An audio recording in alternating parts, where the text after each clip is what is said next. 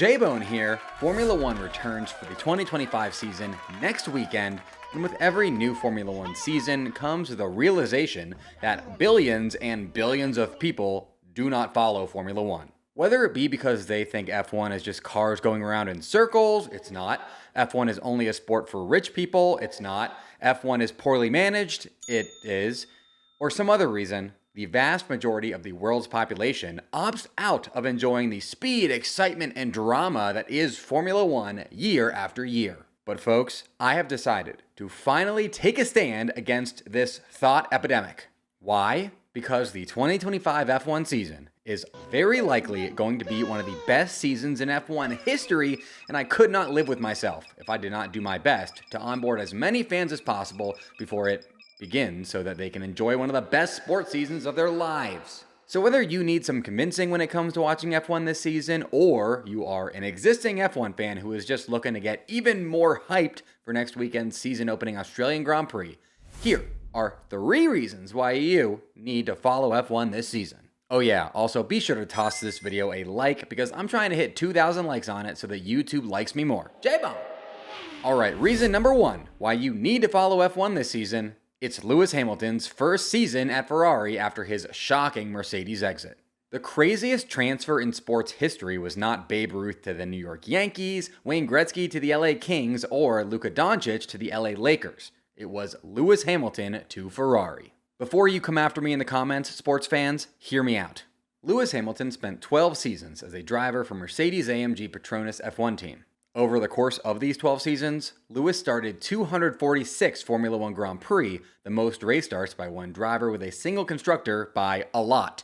He's the only driver with even 200 race starts with the same constructor, and he has 46 more than that. However, the Lewis and Mercedes partnership is not just the most prolific driver and team partnership in F1 history in terms of longevity, it's also in terms of success. Across those 246 Mercedes race starts of his, Hamilton somehow only finished out of the points 19 times, while he won an insane 84 races, with his 84 Grand Prix wins for Mercedes being a record for race wins with a single constructor. Additionally, with Mercedes, Lewis Hamilton won 6 Formula One World Drivers' Championships and 8 straight Formula One World Constructors' Championships, the most combined Drivers and Constructors' Championships by a driver and team partnership in F1 history. There is a very convincing argument to be made that Lewis Hamilton and Mercedes is the most dominant athlete and team pairing in modern sports history, with Bill Russell's Celtics and Yogi Berra's Yankees probably being the only competition. And all that, my friends, is why Lewis Hamilton deciding to leave Mercedes and join Ferrari completely out of the blue after we all thought he'd retire a Mercedes driver is why Lewis Hamilton's move to Ferrari is the craziest transfer in sports history. When a GOAT leaves the team that made them a GOAT after 12 years, it does not get crazier than that. This F1 season will be Lewis Hamilton's first one with Ferrari after his undeniably all-time great stint at Mercedes, and the fact that you can watch this F1 lore play out in real time by following F1 this season means you have to do so. Reason number 2 why you need to follow F1 this season: we are about to get not 1, but 2 of the greatest F1 championship battles in F1 history. In my opinion, an F1 Drivers' or Constructors' Championship battle qualifies as great when it comes down to the final race of the season. This is because that implies that the drivers or teams in contention were battling back and forth all season long, or that there was some situation where a driver or team came from behind, both of which are supremely entertaining. Using that definition, the most recent great Drivers' Championship battle was the controversial one known simply as Abu Dhabi 2021, where Max beat Lewis in a one-sided one-lap shootout for the title, and the most recent great Constructors' Championship battle was this past season's between McLaren and Ferrari that Lando Norris clutched for McLaren despite immense pressure from the Ferraris. Now, what if I told you that this season we are set up to get Drivers' and Constructors' Championship battles that rival both of these? You'd be excited, right? Right? Good, because that's the point of me making this video. 2025 is the final season of the current regulations era, which means Formula One is more balanced right now across all teams, and especially across top teams, than it pretty much ever is. This is because teams have had since 2022 to maximize their cars under the current regulations that change after this season, with worse teams getting more development time than top teams, and all teams having the ability to overtly or covertly copy design elements of top cars and incorporate them into their challengers.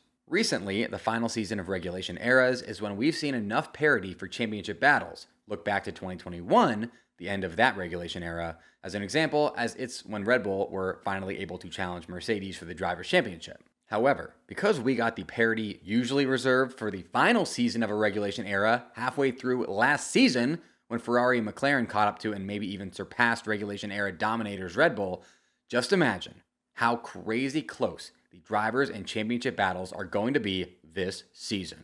Entering the 2025 F1 season, I can confidently say that there are 4 teams vying for the 2025 F1 World Constructors Championship and 8 drivers vying for the 2025 F1 World Drivers' Championship. And with numbers as huge as those, how could you not want to watch Formula One this season? In this day and age, anyone can sell products online, and if you're thinking about starting, well, you need to be using my partner, Shopify. Shopify is the best all-in-one commerce platform capable of handling your business's complexity, no matter how big you grow.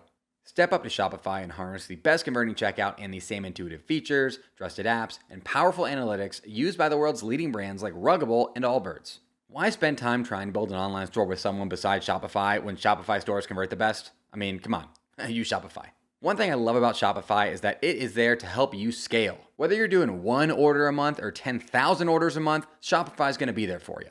So stop leaving sales on the table, switch your business to Shopify, and discover why millions, yes, millions, trust Shopify as their all-in-one commerce platform to build, grow, and run their business.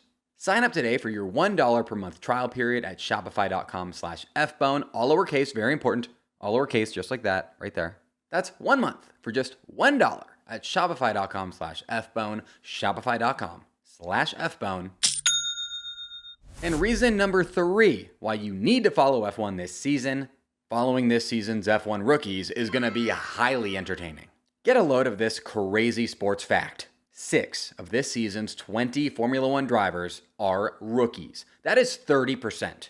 Have you ever heard of a major highest level sport where almost 1/3 of the athletes are new to the sport? It's an absolutely unhinged statistic, and it's going to be remarkably fun to track the careers of all 6 rookies as each race weekend unfolds this season. With 6 rookies, the odds one of them has the greatest rookie season ever are just as high as the odds one of them has the worst rookie season ever, and I love the chaos and unknown that comes along with all that. If you're considering getting more into F1, this year is a uniquely incredible one in which to do so because you get to enter at the same time as 30% of the drivers, meaning you can follow all of their careers from the beginning. One of these 6 rookies could literally be the next entrant into the F1 GOAT debate, and you could get on the ground floor of fandom for them by simply watching F1 this season. Additionally, the fact that there are 6 rookies means the F1 Rookie of the Year award is going to act as a de facto 3rd championship for us to all follow, which is amazing, except the official award only tracks points and not performance with the quality of the car taken into consideration. I don't know, folks. J-Bone, may have to do a real Rookie of the Year segment all season long where I track rookie performance relative to car quality and not just points scored. Comment below if you want me to do that. I hope you are now sufficiently convinced to watch or hyped up to watch F1 this season, and get ready because it starts next week.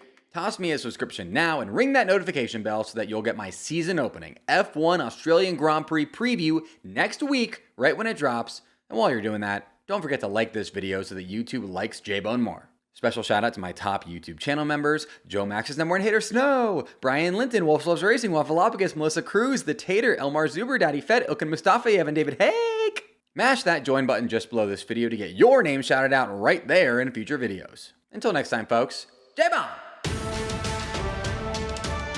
J-Bone!